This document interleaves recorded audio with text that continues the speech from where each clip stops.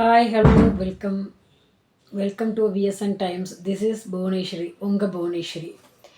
Okay, நான் போடுற video எல்லாம் உங்களுக்கு ஆஸ் யூஷுவல் பிடிச்சிருந்ததுன்னா சப்ஸ்கிரைப் பண்ணுங்கள், ஷேர் பண்ணுங்கள், கமெண்ட்ஸ் பண்ணுங்கள், லைக் பண்ணுங்கள். முக்கியமாக கமெண்ட்ஸ் பண்ணுங்கள்.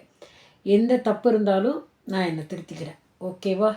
இன்றைக்கி என்ன நான் டாபிக் பேச போகிறேன்னா, என்னுடைய ஒப்பீனியன். ஆஸ் யூஷுவல் என்னுடைய ஒப்பீனியன் சொல்கிறேன். என்னென்னா, ஃபஸ்ட்டு கல்யாணத்தை வயசில் பண்ணிக்கோங்க. அடுத்தது குழந்தைய வயசில் பெற்றுக்கோங்க. தள்ளி போடாதீங்க. அது எதுக்கு சொல்கிறேன்னா, கல்யாணங்கிறது மினிமம் ஒரு 25 to 30க்குள்ளே கல்யாணத்தை பண்ணிட்டு இருந்துங்க. ஜென்ஸாக இருந்தாலும் சரி, லேடிஸாக இருந்தாலும் சரி, கல்யாணத்தை பண்ணிக்கோங்க. அது போல் கல்யாணம் பண்ணினோடனே சரி ஓகே, நமக்கு இப்போ தான் 25 வயசு ஆகுது, நம்ம வீடு வாங்கணும், நான் செட்டில் டவுன் ஆகணும், செட்டில் டவுன் ஆனதுக்கப்புறம் தான் குழந்தைய பெற்றுக்கணும், இந்த மாதிரி எந்த ஒரு ஆப்ஷனுமே தயவுசெய்து வச்சுக்காதீங்க. அப்படி வச்சுக்கிட்டிங்கன்னா அதுக்கு உங்கள் சரீரம் ஒத்துழைக்காது. ஆஃப்டர் 30க்கு மேலே ஐவிஎஃப் அந்த மாதிரி போகிற மாதிரி ஆகிடும். நம்ம நேச்சுரல் இயற்கை மூலியமாக நமக்கு எதுவுமே வர வாய்ப்பை நம்ம கைவிட்டுற மாதிரி ஆகிடும் கடைசியில். புரியுதா? ஸோ அதனால் கல்யாணத்தை சீக்கிரம் பண்ணிக்கிட்டு, குழந்தைய சீக்கிரம் பெற்றுக்கிட்டு, சீக்கிரம் அவங்களுக்கும் ஒரு 45-50 வயசு வரத்துக்குள்ளே அவங்களும் உங்கள் பொண்ணா பையனோ யார் வளர்ந்து நின்னாலும் அவங்களுக்கு சீக்கிரம் அடுத்து கல்யாணம் பண்ணி வைக்கிற ஒரு முயற்சியை வேகமாக எடுங்க. யாராக இருந்தாலும் சரி, XYZ. ஏன்னா இது ரொம்ப ஒரு பொண்ணுங்களுக்காக இருந்தாலும் சரி, ஒரு பையனுக்காக இருந்தாலும் சரி, ஒரு வாழ்க்கையில் இது ரொம்ப முக்கியமான விஷயம். இல்லைன்னா அவங்க வாழ்க்கையே ரொம்ப சர்வலங்க சுத்தி ஆகிடும். சர்வலங்க சுத்தின்னா என்ன சொல்கிறது, ஒன்றுத்துக்கு உபயோகம் இல்லாத மாதிரி போயிடும். ஆஃப்டர் 30க்கு மேலே கல்யாணம் பண்ணிக்கிட்டு, மெயினாக இந்த அப்பா அம்மா இருக்கிறவங்க மட்டும் கல்யாணம் பண்ணிக்கோங்க. அதையும் சொல்கிறேன். அப்பா அம்மாவா பசங்களாக இருந்தாங்கன்னா அப்பா அம்மா கூட இருக்கிறவங்க மட்டும் கல்யாணம் பண்ணிக்கோங்க. ஓகேவா?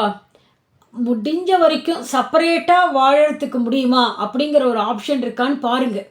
கல்யாணம் பண்ணிட்ட ஒரு பொண்ணும் பையனும். ஏன்னா எப்படி ஒரு பொண்ணு ஒரு வீட்டிலேருந்து தனியாக வராலோ அது போல் பையனும் அந்த வீட்டிலேருந்து தனியாக வந்தால் தான் அவங்க வாழ்க்கையை வாழ முடியும். புரியுதா? இல்லைன்னா வாழவே முடியாது. சும்மா அந்த மாமியார் மாமனாருங்கிற கதைக்கு போயிட்டோன்னு வைங்களேன், அவங்க லைஃப் அவங்க வாழவே முடியாது, என்றைக்கும் வாழ முடியாது. ஏன்னா இவங்களோட கோஆர்டினேஷன் ஆகணும். ஃபர்ஸ்ட் ஆஃப் ஆல் ஹஸ்பண்டோட கோஆர்டினேட் ஆகுது. ஏன்னா இது எல்லாமே அரேஞ்ச் மேரேஜ் மட்டும் இல்லை, லவ் மேரேஜாக இருந்தாலும் சேம் பிரச்சனை தான். நான் சொல்ல வர்றது புரியுதுன்னு நினைக்கிறேன். லவ் மேரேஜாக இருந்தாலும் சேம் ப்ராப்ளத்தை தான் ஃபேஸ் பண்ணணும். அரேஞ்ச் மேரேஜாக இருந்தாலும் சேம் ப்ராப்ளம் தான். எந்த மாமியாரும் வர மருமகளுக்கு அம்மா ஆக மாட்டாங்க, எந்த மருமகளும் மாமியார் அம்மா ஆக மாட்டாங்க. அம்மா தனி, மாமியார் தனி தான். சும்மா நம்ம ஒரு பேச்சுக்கு வாய்க்கு நம்ம அம்மா அப்படின்னு கூப்பிட்டுக்கலாம், அவங்க மகளேன்னு சொல்லலாம். அவங்க கூட மகளேன்னு சொல்ல மாட்டாங்க. நம்ம வேணும்னா அம்மானு கூப்பிடுவோம், அவங்க மகளேங்கிற வார்த்தையே யூஸ் பண்ண மாட்டாங்க. அது சத்தியம். அது ஏன்னா அது யங்கர் ஜென்ரேஷனோட ஒரு ப்ராட் மைண்டு தான் நான் சொல்லுவேன். அவங்களுக்கு அந்த ப்ராட் மைண்ட் இருக்காது. ஏன்னா அவங்க பழைய காலங்க மனுஷங்க. ஸோ அவங்களோட என்றைக்கும் ஒத்து போகாதுங்க. ஸோ முடிஞ்ச வரைக்கும் தனி கொடுத்தனம் போட்டு வாழற ஒரு லைஃப் கிடைக்குங்கிற ஒரு பட்சம் இருந்தால் மட்டும் கல்யாணங்கிறத பண்ணிக்கிறதுக்கே அந்த கல்யாணங்கிற பண்ணிக்கிற ஆஸ்பெக்ட்டுக்கு நீங்கள் போங்க. இல்லைன்னா போகவே போகாதீங்க. வந்த ஒரு ஒய்ஃபையும் உங்களால் வாழ வைக்க முடியாது, நீங்களும் வாழ முடியாது, உங்கள் அம்மா அப்பாவையும் கஷ்டப்படுத்துவீங்க.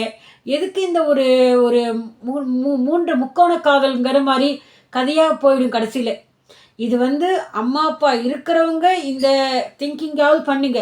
வெறும் ஒரு பையனை வச்சுட்டு அம்மா வளர்த்தவங்க, இல்லை ஒரு பையனை வச்சுக்கிட்டு ஒரு அப்பா இருக்கிறவங்க, அங்கே அது கூட அப்பா இது வச்சுக்கிட்டு அது கூட கல்யாணம் பண்ணாதீங்க.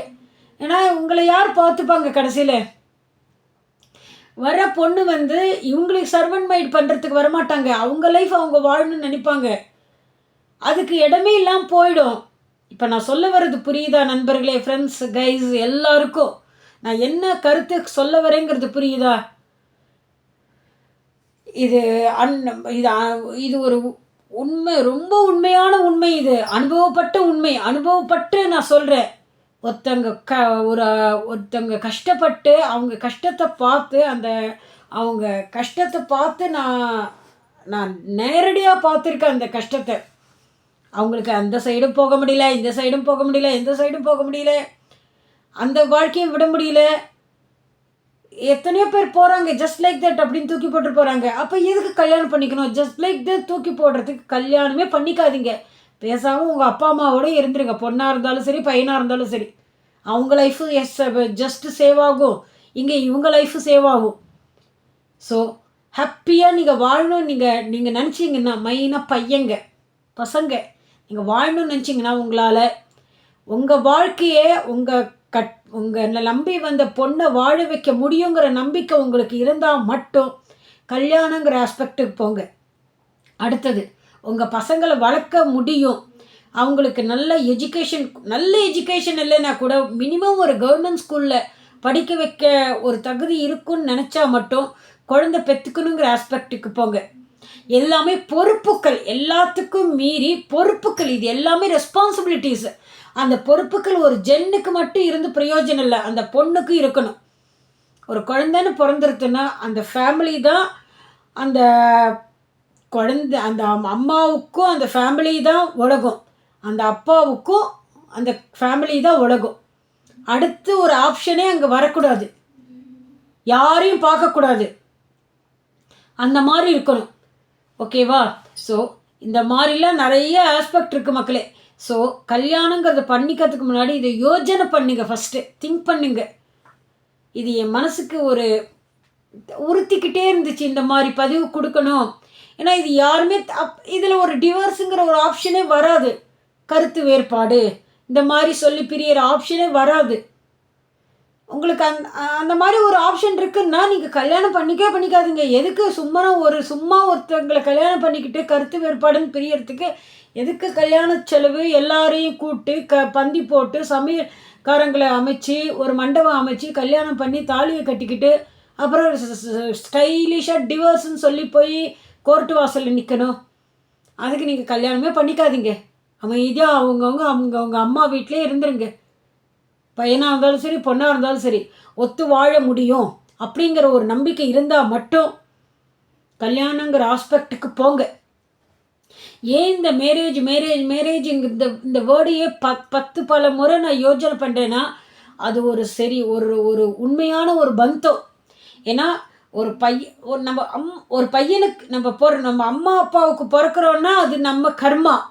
பட் கல்யாணங்கிறது கர்மா கிடையாது, அது நம்ம இறைக்கப்படுற கர்மா. அது ரொம்ப அதிசயம். ஒரு அம்மாவுக்கு ஒரு பையன் பிறக்கிறான், பொண்ணு பிறக்கிறாங்கன்னா ஓகே, அது கர்மா, அது எங்களுக்கு பிறக்கிறது. பட் எங்கிருந்தோ பிறந்து எங்கிருந்தோ வளர்ந்து நம்மளை நம்பி ஒரு பொண்ணு வரான்னா அது எவ்வளோ பெரிய விஷயம். அதுக்கு ஏற்ற மாதிரி நம்ம ரெடி பண்ணிக்கிட்டு தான் அந்த கல்யாணங்கிற பந்தத்துக்குள்ளேயே போகணும். அடுத்தது அவங்களுக்கு ஒரு குழந்தை பிறக்கிறது, அது எவ்வளோ பெரிய விஷயம். அதை எப்படி வளர்க்கணும், அவங்கள எப்படி ஆளாக்கணும், மினிமம் லைஃப் கொடுத்து எப்படி ஆளாக்கணும், எல்லாமே பிஃபோர் மேரேஜை நம்ம ஐடியா பண்ணிக்கணும். பிளானிங், இதுக்கு பேர் தான் பிளானிங் சொல்லுவாங்க, திட்டமிடுதல். கல்யாணத்துக்கு முன்னாடி அவ்வளோ திட்டம் போட்டு நம்ம அதை எக்ஸிக்யூட் பண்ணணும். இவ்வளோதான் மக்களே, என் மனசுக்கு தோணுனத கருத்தை இன்றைக்கி பதிவாக கொடுத்துருக்கேன். உங்களுக்கு நான் போடுற கருத்தெல்லாம் பிடிச்சிருந்ததுன்னா கமெண்ட்ஸ்